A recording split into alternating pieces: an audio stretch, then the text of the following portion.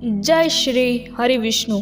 आपने रामायण और महाभारत में अनेकों अस्त्र व शस्त्रों के नाम सुने होंगे और उनमें से एक ब्रह्मास्त्र भी है। परंतु क्या आपको ब्रह्मास्त्र की शक्ति और क्षमता के बारे में पता है? अगर नहीं पता है तो ये प्रस्तुति आपके लिए सहायक सिद्ध होगी। कृपया वीडियो को अंत तक देखें और हमारे चैनल पर नए हैं तो चैनल को सब्सक्राइब करें। आप सभी दर्शकों का हमारे यूट्यूब चैनल पर स्वागत है। प्राचीन भारत में कहीं कहीं ब्रह्मास्त्र के प्रयोग किए जाने का वर्णन मिलता है। रामायण में भी मेघनाद से युद्ध हेतु लक्ष्मण ने जब ब्रह्मास्त्र का प्रयोग करना चाहा, तब श्री राम ने उन्हें ये कहकर रोक दिया कि अभी इसका प्रयोग उचित नहीं है, क्योंकि इससे पूरी लंका ध्वस्त हो जाएगी। ब्रह्मास्त्र एक परमाणु हथियार है जिसे देवीय हथियार कहा गया है। माना जाता है कि ये अचूक व सबसे भयंकर अस्त्र है। जो व्यक्ति इस अस्त्र को छोड़ता था वो इसे वापस लेने की क्षमता भी रखता था। लेकिन महाभारत काल में अश्वत्थामा को वापस लेने की क्रिया याद नहीं थी। रामायण व महाभारत काल में यह अस्त्र गिने चुने योद्धाओं के पास ही था। रामायण काल में यह श्री राम, लक्ष्मण, रावण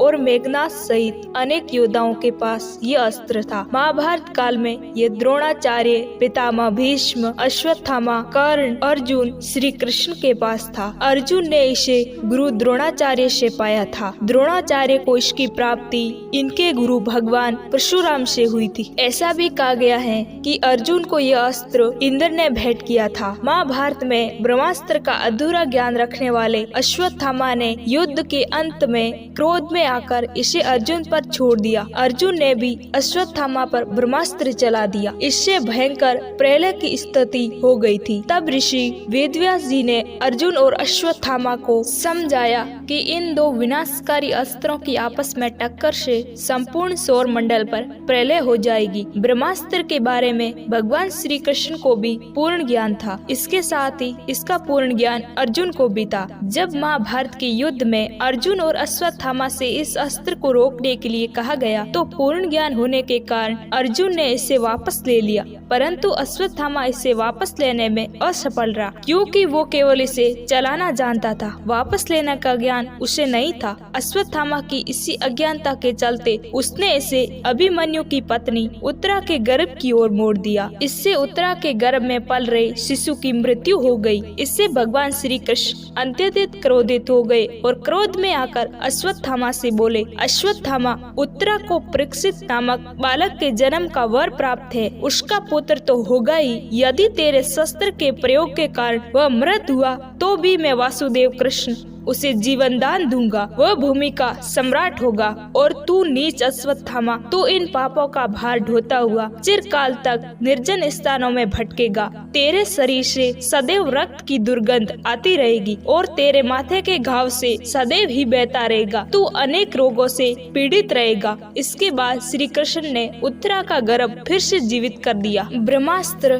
कई प्रकार के होते हैं। छोटे, बड़े और बड़े स्तर पर श्रृंगार करने वाले इच्छित, रासायनिक, दिव्य तथा मात्रिक अस्त्र आदि। माना जाता है कि दो ब्रह्मास्त्रों के आपस में टकराने से प्रलय की स्थिति उत्पन्न हो जाती है। इससे समस्त सौर मंडल के समाप्त होने का भय रहता है। महाभारत में सौप्तिक पर्व के अध्याय 13 से 15 तक ब्रह्मास्त्र के परिणाम दिए गए हैं। वेदों, पुराणों आदि में वर्णन मिलता है कि जगत पिता भगवान ब्रह्मा ने दैत्यों के नाश हेतु ब्रह्मास्त्र की उत्पत्ति की है। ब्रह्मास्त्र का अर्थ होता है ब्रह्मा का अस्त्र। प्राचीन काल में शस्त्रों से अधिक संधारक अस्त्र होते थे। शस्त्र तो धातुओं से निर्मित होते थे, परंतु अस्त्र को निर्मित करने की विद्या अलग ही थी। प्रारंभ में ब्रह्मास्त्र देवी और देवताओं के पास ही हुआ करता था। प्रत्येक देवी देवताओं के पास उनकी विशेषता अनुसार अस्त्र होता था। देवताओं ने सबसे पहले गंधर्वों को इस अस्त्र को प्रदान किया, बाद में ये मनुष्यों ने प्राप्त किया। प्रत्येक शस्त्र पर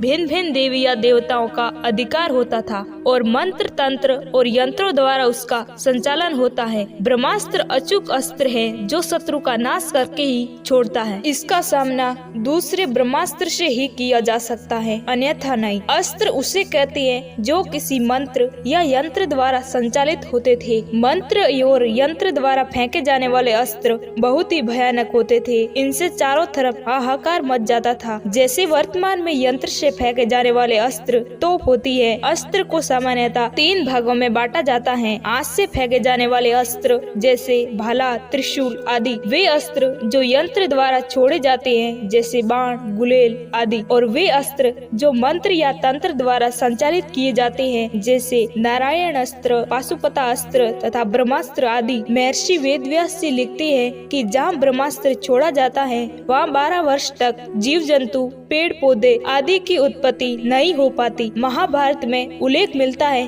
कि ब्रह्मास्त्र के कारण गांव में रहने वाली स्त्रियों के गर्भ में पल रहे शिशुओं की भी मृत्यु हो जाती थी। ध्यान देने योग्य बात यह है कि यह स्थितियाँ परमाणु हमले से भी उत्पन्न होती है। हिरोशिमा में रेडिएशन फॉल आउट होने के कारण यानी परमाणु हमले के कारण गर्भ मारे गए थे और उस क्षेत्र में 12 वर्ष तक अकाल रहा था। ब्रह्मास्त्र को अंतिम बार महाभारत काल में ही प्रयोग किया गया था। कलयुग प्रारंभ होने के साथ साथ ब्रह्मास्त्र और अन्य सभी दिव्यास्त्र भी लुप्त हो गए थे। आज के लिए केवल इतना ही।